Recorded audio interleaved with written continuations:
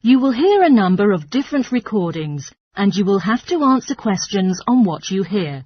There will be time for you to read the instructions and questions, and you will have a chance to check your work. All the recordings will be played once only. The test is in 4 sections. At the end of the test, you will be given 10 minutes to transfer your answers to an answer sheet. Now turn to Section 1. Section 1.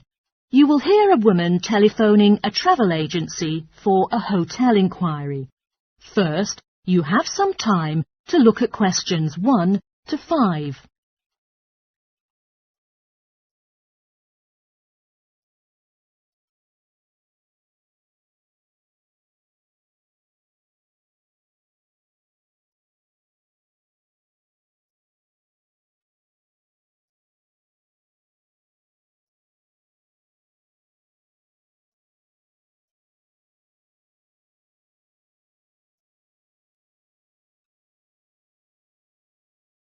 You will see that there is an example which has been done for you. On this occasion only, the conversation relating to this will be played first. Green Travel Agency, what can I do for you? Hi, good morning. My family and I intend to go on a vacation to Vancouver, and could you please help us reserve a hotel? The destination is Vancouver, so Vancouver has been written in the space. Now we shall begin. You should answer the questions as you listen, because you will not hear the recording a second time. Listen carefully and answer questions 1 to 5. Green Travel Agency, what can I do for you? Hi, good morning.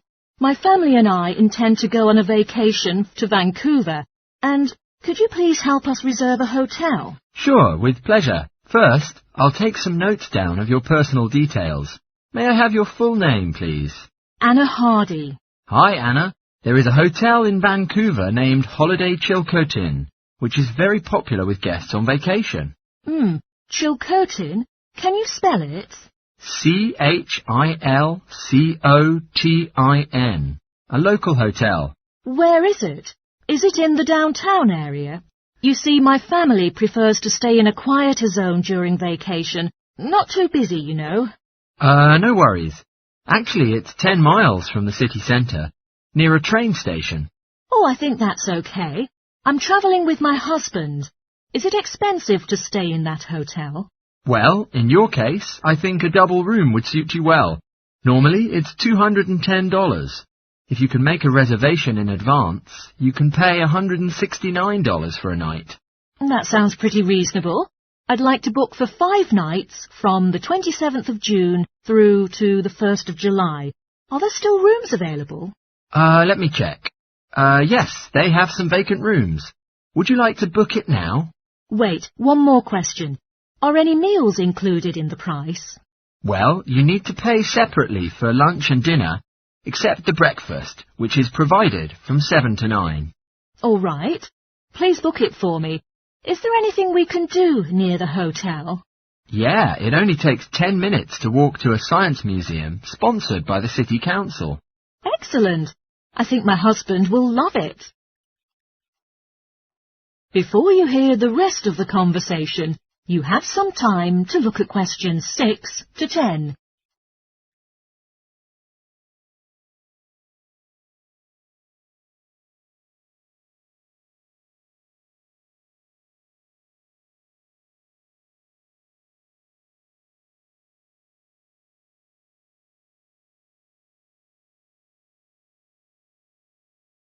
Now listen and answer questions 6 to 10. Are there any outdoor activities to recommend to us? Because we don't want to stay in a hotel all day.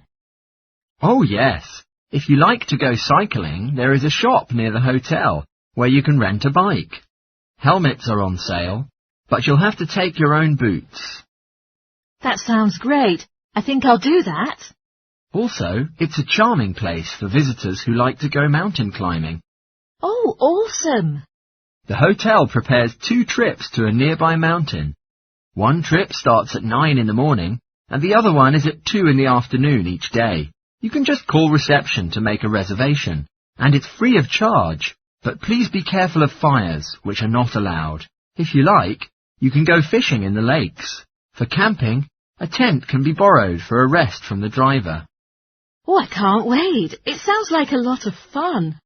If you'd like some adventure, you can go hiking in the forest. Sometimes you can even see some black bears. Be careful. Oh my God, I really do not like to take risks while travelling. One last thing. There is a visit to an ancient gold mine every afternoon. If you're interested, just call reception. I think we will do that. Thank you so much for your help. You're more than welcome. That is the end of section 1. You now have half a minute to check your answers.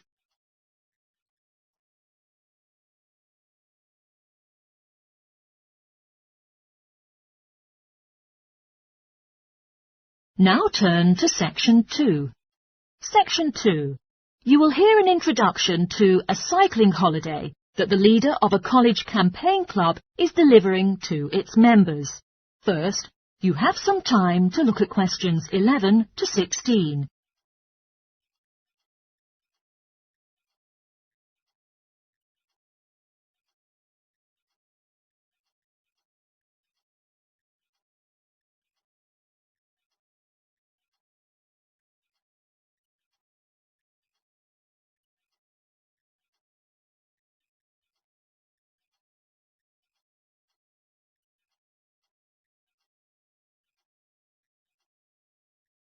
Now listen carefully and answer questions 11 to 16. Right. Now, let me bring you up to date with arrangements for our cycling tour next month. First of all, about the tents. You know, at the beginning, the idea was that I arranged to borrow some tents from the college, but it turns out they will be used by the hiking club at the same time, so I'm afraid you will have to bring your own. So, do remember to tell me whether you prefer to use a single tent or share with others. In this case, I'll know how many tents there'll be when I make the reservation at the various campsites. Last time, some of you said you would like to hire bikes and pick them up when you arrive, instead of taking your own.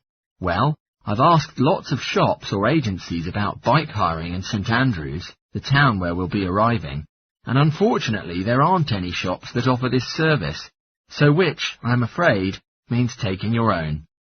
I'll book them on the train when I book the train tickets, which reminds me, I'll need to know the exact number of people going too, so that I can get a group discount on the train fare. Another one that'll need to be booked is tickets for the football match we discussed last time. I've inquired about availability, and there are only a few seats left, so anyone who wants to go will need to get tickets very soon, ideally today or tomorrow. At our next meeting, I'll be able to give you all individual packs with the final programme and something about the area we'll be cycling through and places we'll be visiting. I'm afraid I haven't had the time to do that yet. Before you hear the rest of the talk, you have some time to look at questions 17 to 20.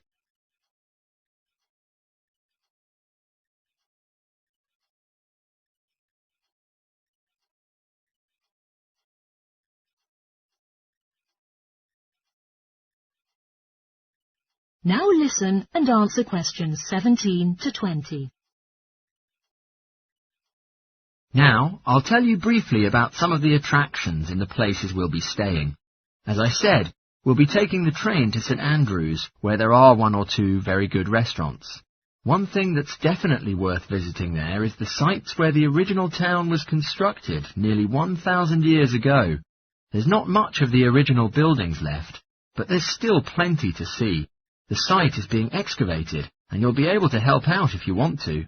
Our next overnight stop will be in the village of Cluny. There are a number of ancient barns here that have been modernised into a museum, indicating the significance of sheep in the area over the centuries. The wool used to be sold for cloth, and it brought riches to the district. There are also several photos describing how agricultural workers lived. From there, we'll leave for Penally. Penally is well known for its museum of village life, but that's being refurbished at the moment and isn't likely to reopen by the time we go there. But there is an open-air farmers' market every day, selling fruits, vegetables, cheese and meat, all grown or processed within a few miles of the town, and sold by the farmers themselves. It's definitely worth a visit. In Varlo, which is one of the oldest towns in the region, there's a museum that shows how horses used to be the most universal way of travelling around, and how they were gradually substituted by steam, and later, of course, electric trains, buses, cars and bicycles. Right, now I'll pass around this sheet of paper. That is the end of section 2. You now have half a minute to check your answers.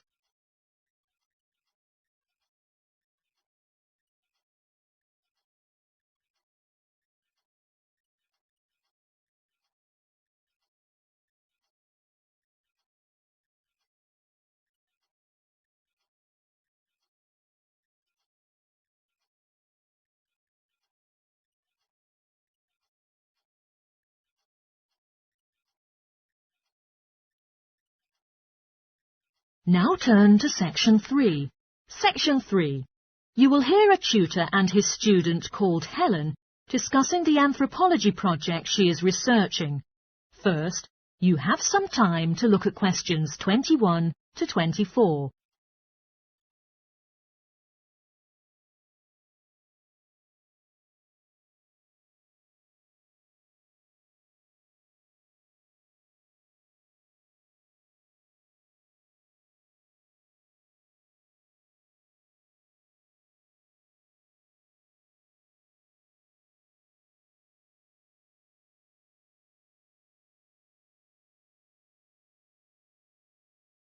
Now listen carefully and answer questions 21 to 24. Come in, Helen. What can I do for you? Well, I'm doing research for the anthropology project, and I was hoping to ask for some help for a few details. Sure. I remember you opted for Pacific Tappa cloth as the topic, didn't you? What did you figure out so far? Well, I was going to introduce my project by stating that tappa cloth is fibre made from bark, just the outer layer of the trees, which are particularly universal among the Pacific Islands, but not exclusive to them. Actually, people in other parts of the world have also produced high-quality cloth from bark. But what sets Pacific tappa apart is the incredibly varied role it plays in this region. Nice! So what about raw materials that are used in the production? Well, tappa cloth is made from many species of trees. In the Pacific, the paper mulberry tree is most common, but it doesn't thrive in all conditions. In fact, it wasn't discovered in the islands at first, but was carried in canoes by the first migrants. Tappa is also made from the breadfruit tree, which is a more convenient way, because its fruit is the staple food. The paper mulberry tree is only grown for tappa-making mills. Yes, that's right. Then how about the Maori people here in New Zealand? Well, at present, the Maori don't produce tappa. Yeah, but I suggest you should take it into account. We know that when Maori migrated here from other Pacific islands, they were ready to produce tappa because they took the paper mulberry tree with them.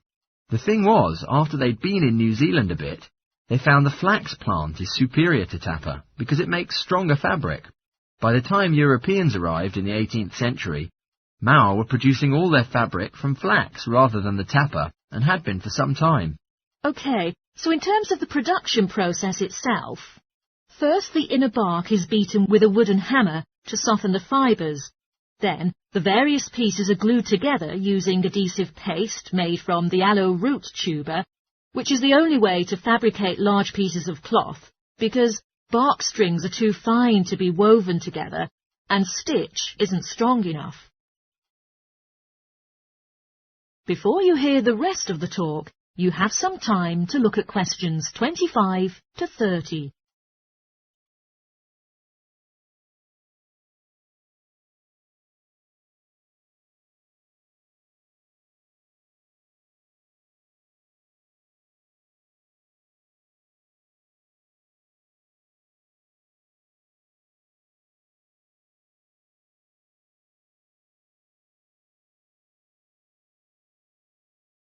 Now listen and answer questions 25 to 30. So now you should do more research on the details about different countries. Where should I go into now? Well, I think Samoa is the typical place known for its sepal, which is hand-painted with representations of the ancestors. Till now, at the most profound events in lives, such as births, funerals, weddings and investiture of a chief, some are with sepal ropes to add significance and eating to the ceremony. OK, then I can talk about Tonga. It seems to me that the great innovation in Tonga has been developing a simple coarse cloth, which is quick and easy to produce. This is suitable for all sorts of daily functions around the house, like bed covers, nets and curtains. Good point. Now, what about Cook Islands tappa?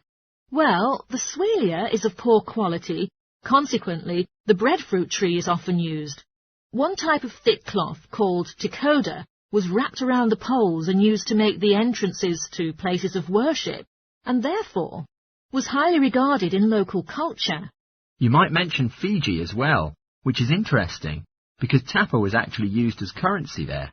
Fijians used to sail between the islands and exchange tappa for other commodities, like canoes or pigs.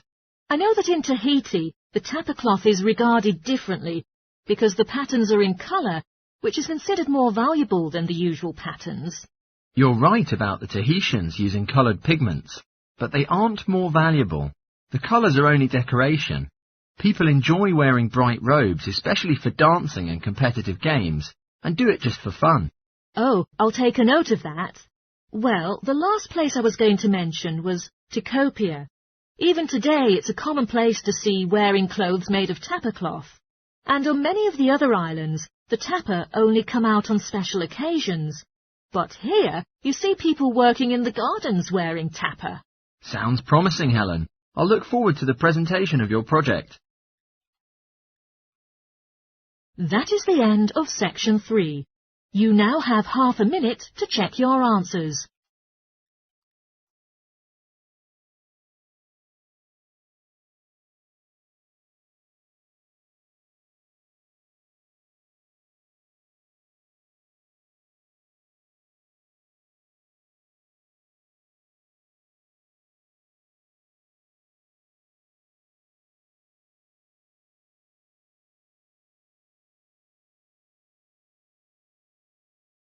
Now turn to section 4. Section 4. You will hear a biology freshman at a university presenting his research findings on the survival strategies used by butterflies. First, you have some time to look at questions 31 to 40.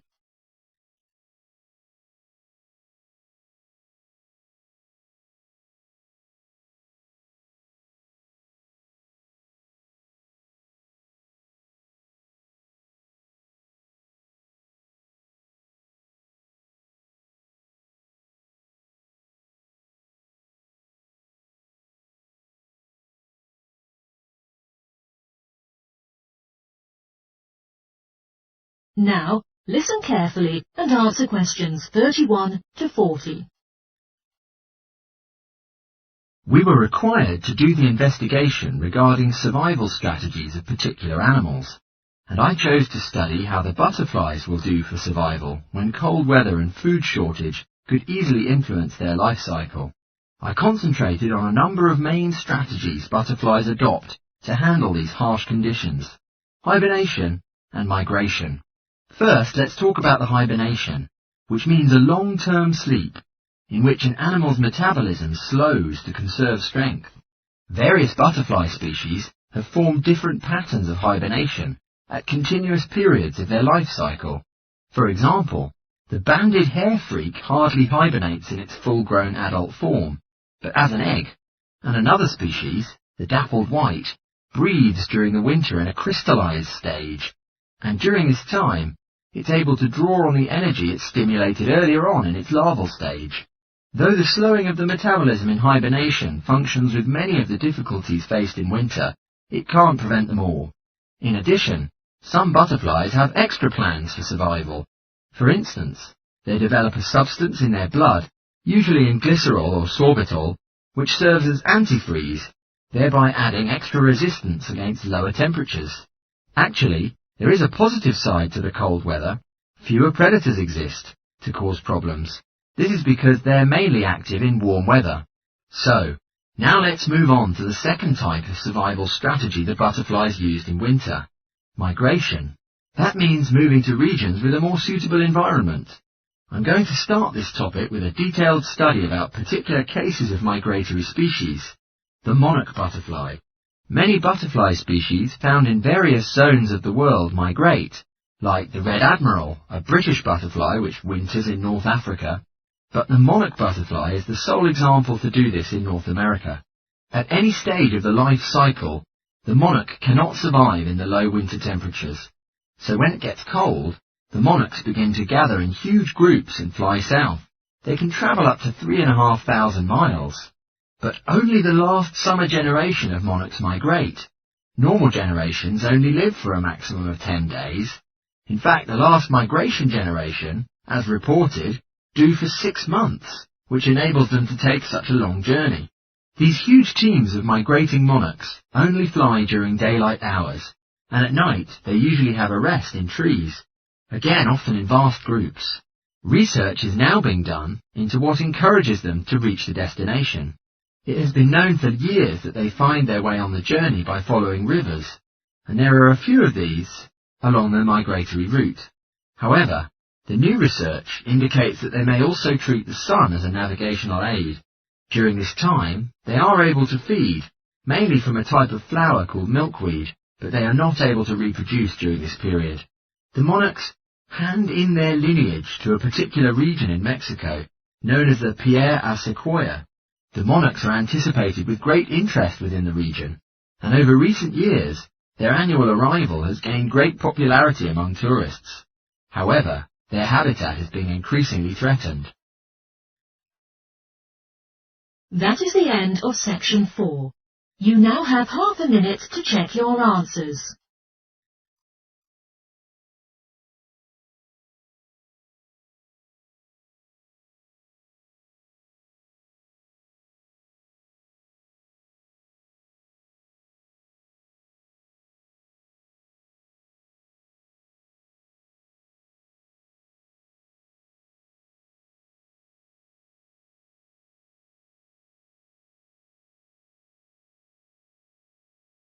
That is the end.